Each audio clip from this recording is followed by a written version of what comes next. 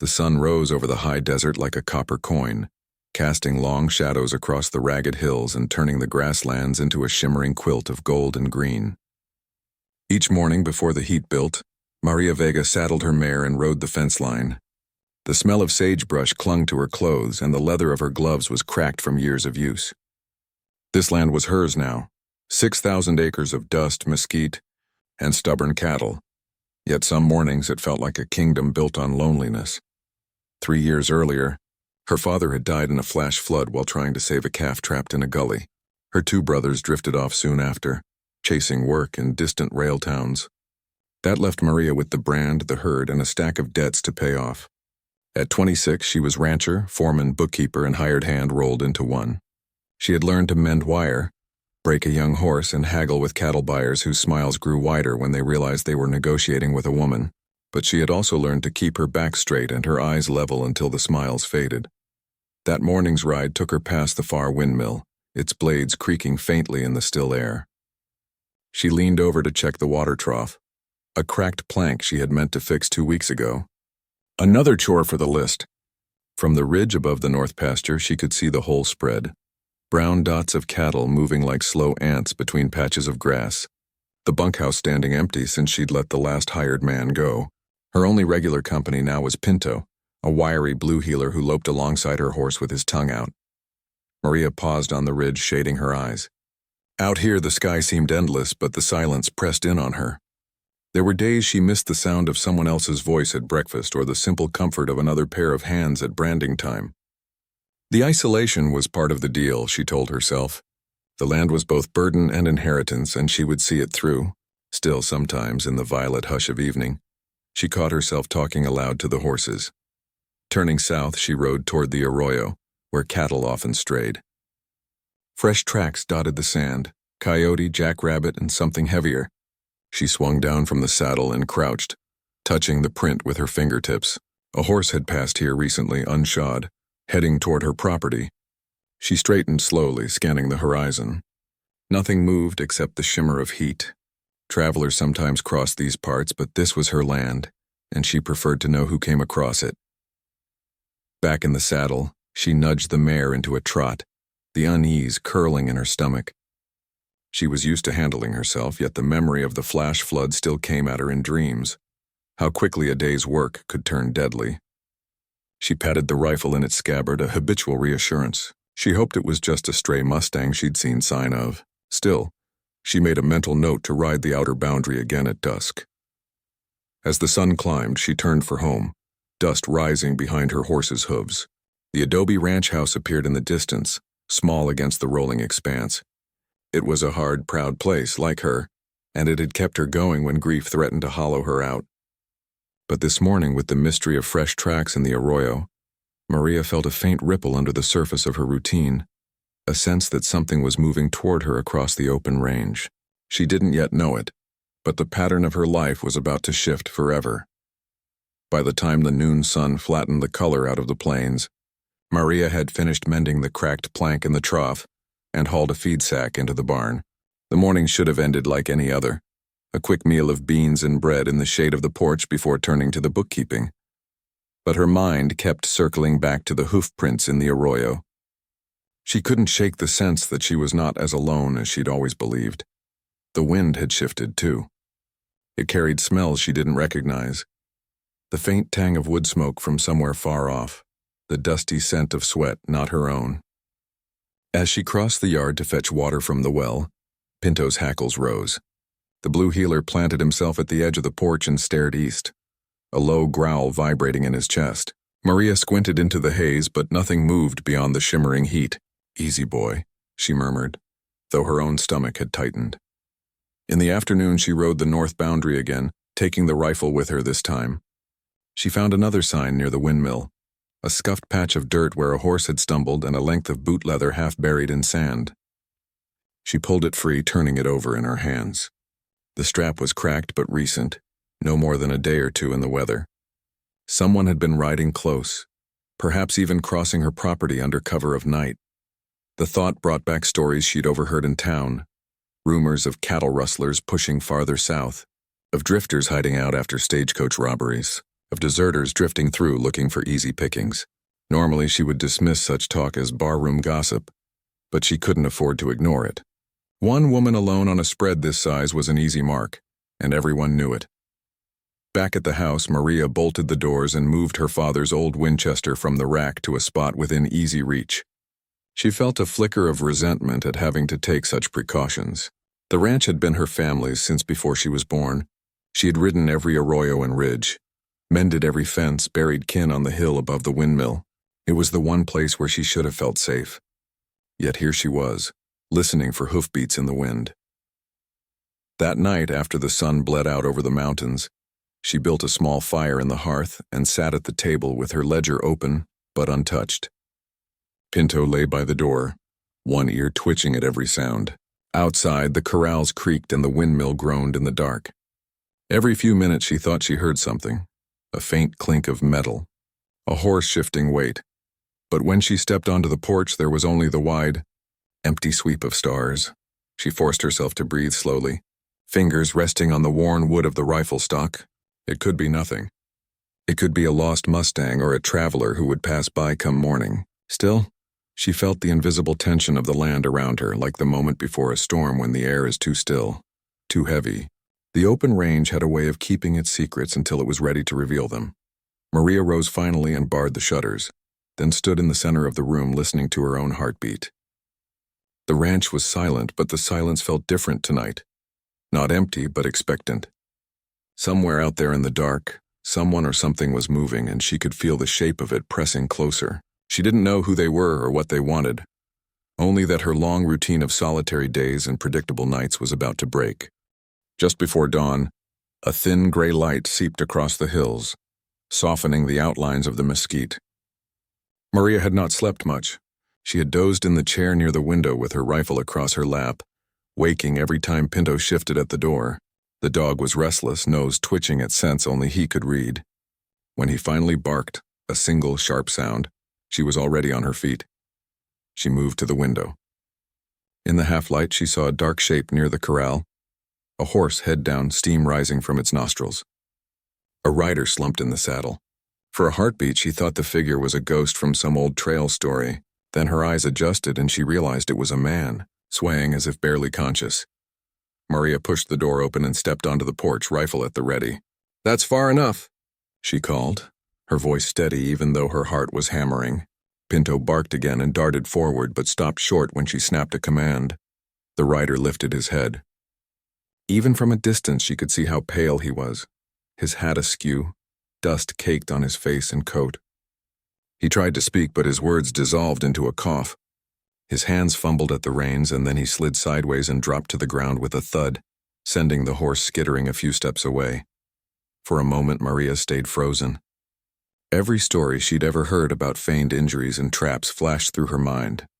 Yet the man on the ground wasn't moving except for a weak attempt to push himself up. His shirt was torn and a dark stain spread along his ribs. She lowered the rifle slightly but didn't sling it away. "Who are you? What happened?" she demanded, approaching in cautious steps. The man raised his head again. His lips moved but no sound came. She saw now that he was younger than she'd first thought. Maybe 30, with hair as black as the desert night and a week's worth of stubble on his jaw. His eyes were glassy with exhaustion. He collapsed back into the dirt, groaning. His horse shifted nervously, clearly thirsty. Maria glanced around the yard. Nothing else moved. If this was a trap, the rest of the gang was well hidden, she decided quickly. The man wouldn't last long lying there in the dust, and she couldn't abide watching someone die on her doorstep. No matter who he was, she whistled sharply to Pinto, then grabbed the horse's reins, calming it with a hand on its neck. With her other hand, she prodded the man's shoulder. "Come on," she said. "You're on my land and I don't like strangers, but you're in no shape to go anywhere else." He made a noise halfway between a laugh and a groan. "Water," he whispered. "All right," she muttered. "Water first." She half-dragged, half-supported him toward the porch. His weight sagged against her, but he was too weak to resist. Inside, she eased him onto a chair near the hearth and poured a tin cup from the jug. He drank greedily, coughing between swallows. As she set the cup down, Maria realized she was trembling, from exertion, from wariness, from the shock of another human being in her kitchen at dawn. She stood over him with her rifle still in hand. "Start talking when you catch your breath," she said. "Who you are, why you're bleeding, and what business you've got riding onto my place before sunrise." The stranger closed his eyes, his head lolling back against the chair. "Didn't mean," he murmured. "Just needed somewhere." Then he slumped sideways, unconscious. Maria stared at him, jaw tight. Outside, the horizon was brightening to gold. Whatever had happened to this man out on the range had now brought it straight into her home. And for the first time in years, she wasn't sure what would happen next. By mid-morning, the stranger was stretched out on Maria's spare bed, his boots and shirt removed so she could clean the gash along his ribs. It wasn't a bullet hole, thank heaven. More like a deep slice from barbed wire or a jagged rock. Still, the bleeding had been heavy and he'd been badly dehydrated. She worked with steady hands as she had when patching up calves or herself after a fall. But inside her chest, the unease thumped like a drum. The kitchen smelled of boiled water and crushed sage leaves she'd steeped into a poultice. Pinto lay near the door, chin on his paws, watching the stranger with unblinking suspicion. Outside, the sun blazed down on the yard and corral, but the adobe walls held the cool of night. It was the first time in years anyone but Maria had crossed the threshold. She tied off the last strip of cloth and stepped back. The man's face was pale, but his breathing had steadied. He looked younger asleep, the hard lines of pain eased. His hands were calloused, not soft like a townsman's. She caught herself wondering what work he'd done, then shook her head. Curiosity could be dangerous. She poured herself coffee and sat at the table, the rifle still within reach. As she drank, she thought through her choices. She could load him back on his horse and point him toward town once he woke. She could leave him in the bunkhouse with some food and water and lock her doors. Or she could send for the sheriff in the nearest settlement. But each option carried risk. Pushing a weak man back onto the trail could kill him, and riding to town herself would leave her place unguarded. For now, the only thing to do was watch and wait. When he stirred near noon, she moved to the doorway. His eyes fluttered open, hazel flecked with green. For a moment, he seemed not to know where he was. Then he focused on her. "You helped me," he rasped. "I kept you from dying on my porch," she said evenly. "That's all." He tried to sit up, winced, and sank back. "Didn't mean to bring trouble," he murmured. "Just needed water. You've got it. And a roof for now." She crossed her arms. "But you'll start explaining who you are before I decide what to do next."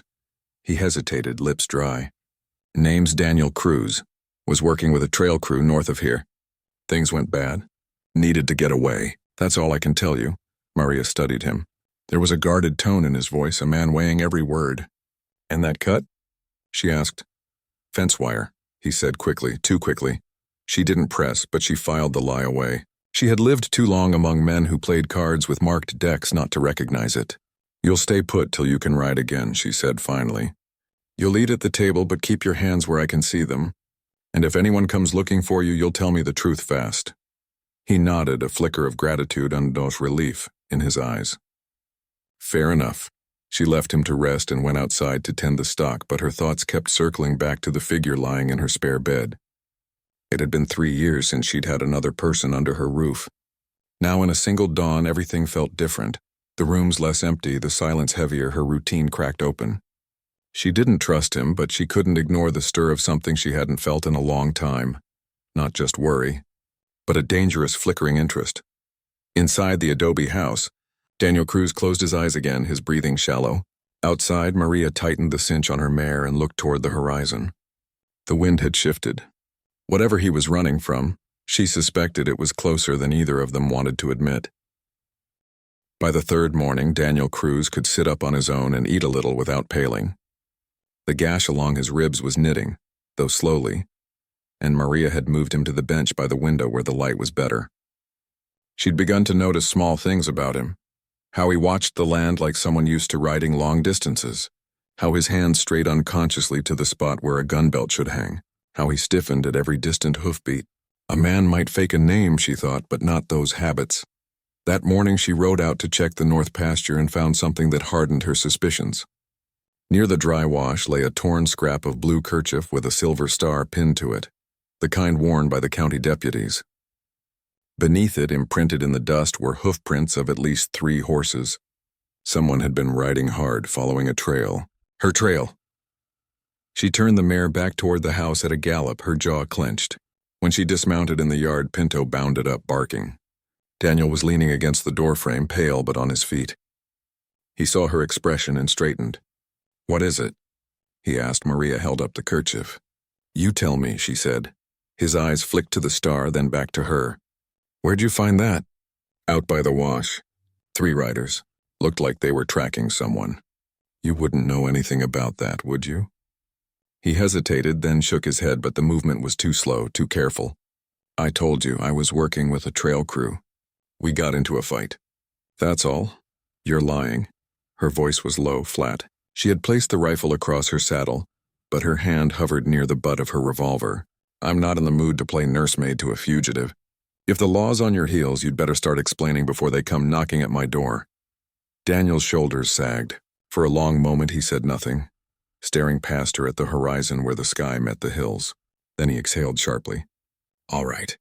You deserve the truth." He sank back against the doorframe, his face grim. "I was a deputy. In Lincoln County. Couple weeks ago, my partner and I stumbled onto a rustler camp. Men stealing cattle from every ranch for miles. They bought off half the law to look the other way. When we tried to stop them, they ambushed us. My partner's dead. They made it look like I shot him and took the payoff." His voice cracked. "Now they're hunting me to make sure I stay quiet." Maria felt a cold twist in her gut. "And you brought that fight onto my land." "I didn't mean to," he said quietly. "I was just trying to get to Mexico, or at least to someone who'd believe me. I thought I could cut across open range." "I didn't know whose it was." She stared at him. He looked exhausted, but not like a killer.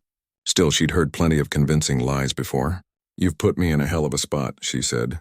"If those men ride up here, they won't care what happens to me." "I know," he murmured.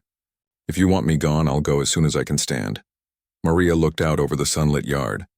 Dust blew across the corral like drifting smoke. Her heart was hammering. She could turn him out and hope for the best. Or she could gamble that he was telling the truth and risk everything. Somewhere inside, a part of her she thought long dead stirred awake. Not pity, but the old instinct to fight for what was right, even when it cost. She tightened her jaw. "You're not going anywhere until we figure out what to do," she said finally. "But from now on, Daniel Cruz, you'll tell me everything. No more lies." The next 2 days passed like a tightening noose. The wind shifted, bringing with it the faint smell of wood smoke and horses. Every evening, Maria rode the high ridges, scanning for riders. Every evening she came back with the same verdict. Someone was out there just beyond sight, waiting. Daniel regained enough strength to help around the place. He insisted on mending the barn door while she worked the corral. "If they're coming," he said, hammering nails with stiff hands, "we'll need more than luck." She said nothing but watched him move. Even injured, he carried himself like someone who had been under fire before. They began preparing without speaking much about it. She shifted the horses into the stone-walled pen near the house. He cleaned and oiled her father's old Winchester, then showed her how to reload faster. They stacked water jugs in the root cellar and carried sacks of grain out of sight. Pinto paced the yard like a sentinel, his ears cocked to the wind. One afternoon, while they were reinforcing the shutters, Daniel spoke quietly. "You could still leave. Ride to town, warn the sheriff. By the time they reach here, you'd be long gone." Maria looked at him, her face flushed from hammering. "And let them burn my place? Drive off my stock? Kill the dog? I've lost enough already. If I leave now, there'll be nothing left to come back to." He lowered his eyes, nodding. "I had to ask." That night they sat on the porch together, the sky streaked with violet. For the first time, Maria noticed how tired Daniel looked beneath the stubble, how the weight of betrayal hung on his shoulders. She poured him coffee from her tin pot and they drank in silence. The simple act of sitting beside someone felt almost foreign. "Why didn't you just run?" she asked finally. "I did," he said. "Ran as far as I could. But you can't outrun a lie if enough people tell it. Only thing left is to fight." She stared at the horizon, the dark hills rising like waves. "Then we fight." In the deep night, Pinto's bark woke them both. Maria rose instantly, pulling on her boots. Daniel was already at the window, rifle in hand. "2 riders," he murmured. "Maybe 3. Half a mile out." Her heart kicked hard. "How long?" "An hour, maybe less." They moved quickly, checking the rifle rounds, dousing the lamp. Maria led the horses to the farthest pen, whispering to them until they calmed. Daniel crouched near the porch, scanning the darkness. The air was thick with the smell of dust and dry grass. It felt like the moment before a lightning strike. When she returned, he handed her the Winchester. Stay low. Aim for the ground near them first. If they're smart, they'll turn back. They won't, she said. For a heartbeat, their eyes met. Whatever lay between them, fear, suspicion, something unspoken, condensed into a single understanding. This was their fight now, not just his. The first hoofbeats carried on the wind, faint but unmistakable. Maria crouched behind the porch rail, her finger tight on the trigger. Daniel moved to the other side, his silhouette steady. In the yard, Pinto's growl rose to a low snarl. The night held its breath. Out beyond the fence, dark shapes moved against the starlit plain, drawing closer. Maria felt the pulse of her own blood in her ears. This was her land, her life, and she would not surrender it easily. For the first time since her father's death, she wasn't facing the danger alone. The first rider broke from the darkness like a shadow on horseback, rifle slung low. Two more followed at a distance, fanning out across the yard. They rode with the confidence of men who believed they owned the night. Maria steadied the Winchester on the porch rail, the barrel cool under her palm.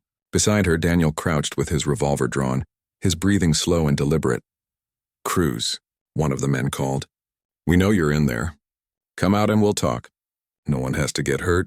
Daniel's jaw tightened. "They always say that," he muttered. Maria didn't answer. She raised the rifle and fired into the dirt near the leader's horse.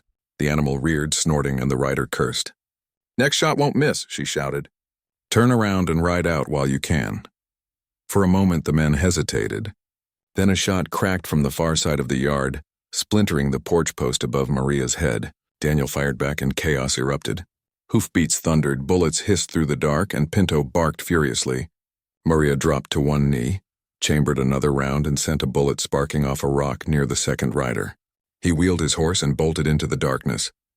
Daniel shifted position, returning fire with a calm precision that spoke of long experience. "Two down," he said between shots. The third circling left. Maria crawled to the far edge of the porch, scanning the shadows. She caught a flicker of movement near the corral and fired. A cry answered, and the last rider tumbled from his horse, scrambling for cover. Daniel was already moving. He vaulted the porch rail and strode into the yard, revolver leveled. "Drop it!" he barked. The man froze, clutching his side. Maria came down the steps, rifle steady. In the moonlight, she could see his face, a rough, weathered man with eyes full of hate. "This isn't over," he spat. "You're dead, Cruz. We'll come back with more." Daniel's voice was flat. "Not if the sheriff gets to you first." Maria kept her gun on the man while Daniel tied his hands with a length of rope from the barn. When the rider was secured, Daniel turned to her. His shirt was torn, sweat running down his temples, but his eyes were clear. "You all right?" She nodded, though her hand still trembled. "You? I've been worse." They dragged the man into the empty bunkhouse and barred the door. The captured horse snorted and pawed at the ground, but the yard was quiet again, the silence after a storm. Maria stood in the middle of it, staring at the bullet gouge in her porch post. Her home still stood. Her stock was safe. And for the first time in 3 years, she'd fought side by side with someone, not alone. Inside, Daniel poured water into a cup and handed it to her. She took it, their fingers brushing. The brief contact jolted her, an unexpected warmth cutting through exhaustion. She looked at him and saw not just a fugitive, but a man who had risked himself to defend her land. "You could have run while they were shooting," she said quietly. "No one would have blamed you." He shook his head. "I wasn't about to leave you to them." The words hung in the air between them. Something had shifted, as sure as the wind after a storm. The danger wasn't gone, the men's threat still echoed. But the fight had forged a bond neither had expected. Maria realized she wasn't only deciding whether to trust Daniel anymore. She was deciding what kind of life she wanted once the shooting stopped. Morning broke pale and gold over the high desert, the kind of light that makes everything look newly washed. Maria stepped onto her porch, boots crunching on scattered bullet casings. The smell of gunpowder still lingered, but the air felt lighter, almost clean. Pinto trotted out ahead of her, nose low, as if confirming that the night's danger had truly passed. Daniel emerged from the barn carrying a saddle. He moved stiffly but without the feverish weakness he'd shown days before. The captured outlaw was tied in the wagon, ready for the trip to town. They had spent the dawn hours loading water and food for the long haul, neither speaking much. But beneath the silence lay something different than before. Not suspicion, but a quiet accord. "You don't have to come with me," Daniel said finally. "You've done more than enough already. The sheriff can take my word about what happened here." Maria shook her head, tightening the cinch on her mare. "If half the county thinks you're a killer, my word may be the only thing that tips the balance. I'm not letting you face that alone."